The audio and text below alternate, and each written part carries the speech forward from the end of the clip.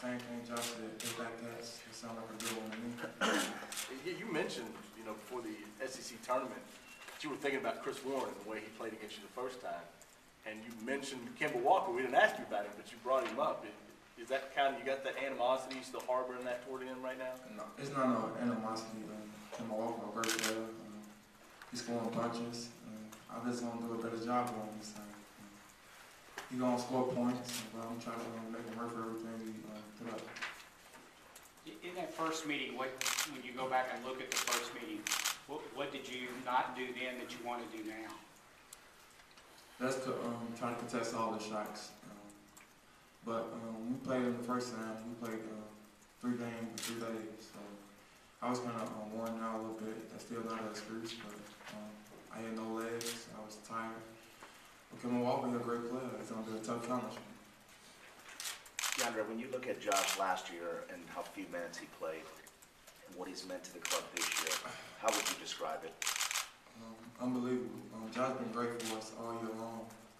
The things he do a lot for us. He scored a bunch of points in the paint. He our only true big man. He a blue collar guy, somebody like me. He just worked on his game a lot. Ever since that sort of stuff happened, he's been a changed player. DeAndre, we've asked you several times about not getting the recognition that scorers get, but you did make the all-region team. How did that feel to see your contributions be recognized? Oh, I didn't know that. It feels great, but I still got a lot of work to do. We still got to try to win 2 more games, and that's what my focus on right now. But it's an honor to be in that category. DeAndre, I wonder, coming into this year because of the role you played last year, I think a lot of people still knew you best as the guy who didn't go in the game in Vegas. I wonder how much it means to you to have sort of changed your legacy over the course of this year. It meant a lot to me, not going back in the game my freshman year to doing what I'm doing now. It meant great. It just showed I matured a lot. I just never gave up. DeAndre, how would you describe what Brandon has meant for this team? Brandon, he's just very intelligent. I just like to be around him. No matter how he's playing, at the end of the game, he always make the big plays to help us win. Who's a harder worker, you or Brandon? I think Brandon is. I'm right on the edge. We got the same passion about working and trying to get better on our game. Well, he's not making shots like the Princeton game or was it Ohio State where he wasn't shooting real well, and it's coming down to the end. Are you kind of wondering at all about maybe somebody else should take the shot that's going to win or lose it? The thing is, anybody can step up and make a play.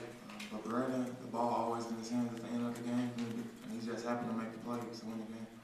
DeAndre, what kind of, Ennis hasn't been able to play, but I mean, he's been in practice. I mean, what kind of impact do you think he's had on this team, even though he's never, been able to suit up and walk on the floor?